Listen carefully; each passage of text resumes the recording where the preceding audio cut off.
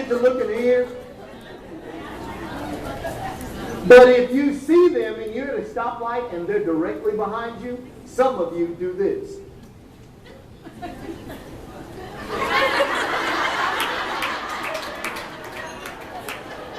Because you know the traffic cop is only going to talk about what's wrong. So you're trying to fix every little thing. Mr. Do-Right is right behind you. So you go, please, I ain't got no money, I ain't got no money. But just go slow, breathe, go slow. Breathe, go slow. You know why? Because you know that a traffic cop has been trained to only point out what's wrong. That's what they get trained for. That's what they get paid for. Some of them, you are part of their quota. So getting to stop you makes them look good. Friend, think about this. They've been trained to spot what's wrong. And you know why? Because some folks try to sneak. Some of you in this room, don't look at them. Some of them in this room have a fuzz buster, a radar detector in their car. It goes, and when it comes on, you go. When it stops beeping, going 85 in the school zone, I gotta hurry. I gotta hurry. Now why? Why? Because if you know the cop is around, we sneak more.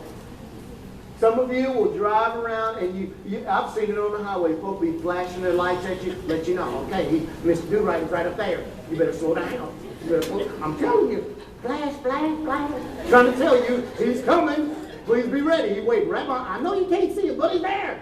They're trying to let each other know. You know why? Because they know the cop is going to look for the stuff that's wrong. Well, guess what? The kids that you serve, that you and I serve, they believe we're the same way. Because most of the stuff that comes out of our mouths is not what's going right, but what's going. As a teacher, I was trained. When I grade papers, I mark how many they got. And so they tend to look at us as the people that are only talking about what we're doing wrong. You know what I found? If I continue to talk about what we're doing wrong with kids, especially with kids who survive every day outside of here, they tend to do more wrong. I keep pushing that button and they continue to give me exactly what I'm saying. Ooh! Y'all know what to do when you come in here. Put your stuff away and sit down. I don't want to hear all them kind of stories. I know you did stuff on the weekend. I got stuff to do. I got people to check in. I got to do roll. Got to do lunch count.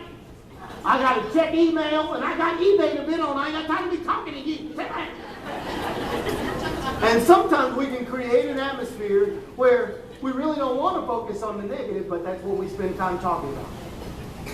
I wish all y'all would be like him. Woo! Y'all was raised by wolves. You from the devil.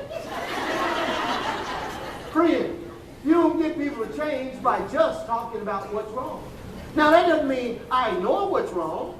If there's some things that are jacked up, I tell them.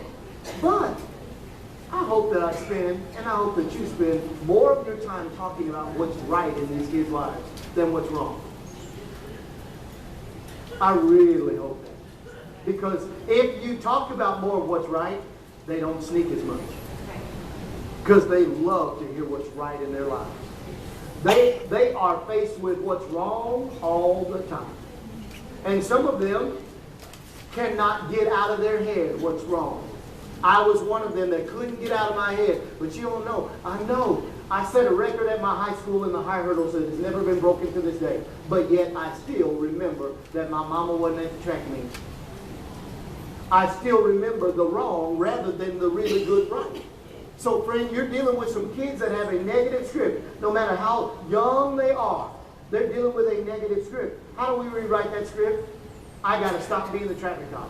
Now, I want you to think about that on a personal level. I have 3 children of my own.